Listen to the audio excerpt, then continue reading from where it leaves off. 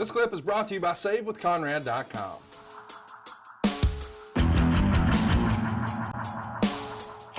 Sean Chapman wants to know thoughts on how misused Bret was when WCW signed him. Seems like it was a big opportunity to draw money and keep beating the WWE in my view.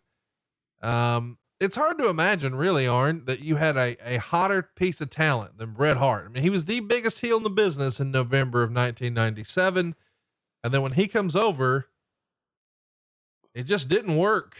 Do you think that was more on creative and Eric Bischoff perhaps just fumbling with Bret? Was Bret not ready to work the WCW style? Was he disillusioned with the business? Was he unhappy with his lot in life at the time? What can you tell us? Why do you think, in your opinion, just your opinion, why didn't Bret and WCW become a bigger hit?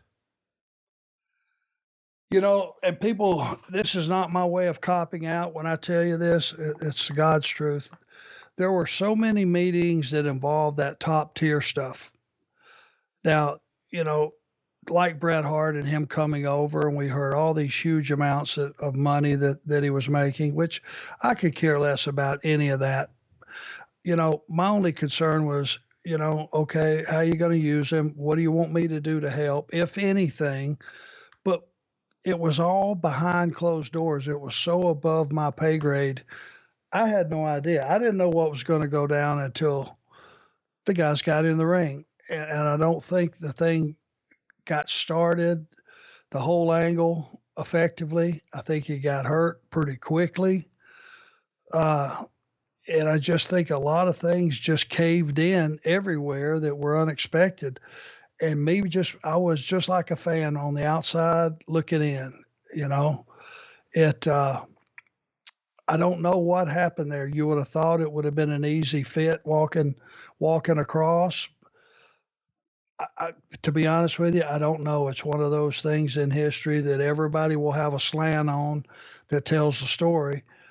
I have no idea what happened on that deal. Let's switch gears here a little bit. And let's talk about reading. Are you much of a reader? And if so, what do you like to read? I bring this up because we've talked to some of my other co-hosts about what they like to read. And interestingly enough, Bruce Pritchard likes to read a lot of biographies, but he also reads a lot of books about serial killers, I guess, for ideas, for angles and whatnot.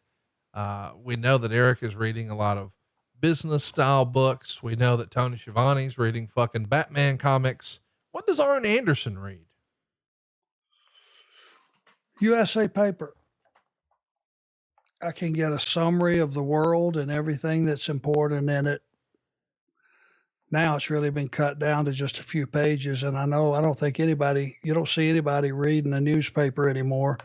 You know, they're mostly looking at it on their phone, yeah, I prefer news, you know, I prefer reading the newspaper and you can get everything that's important that you need to know. It's kind of like David Muir at 6:30 Eastern. You get not political slants. You just get the news.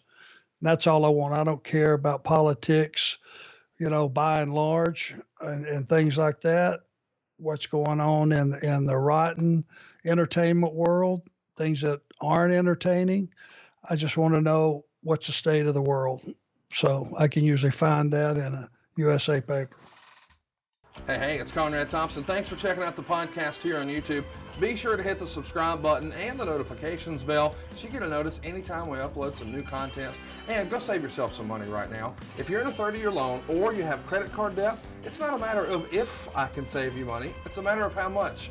Find out right now for free at SaveWithConrad.com.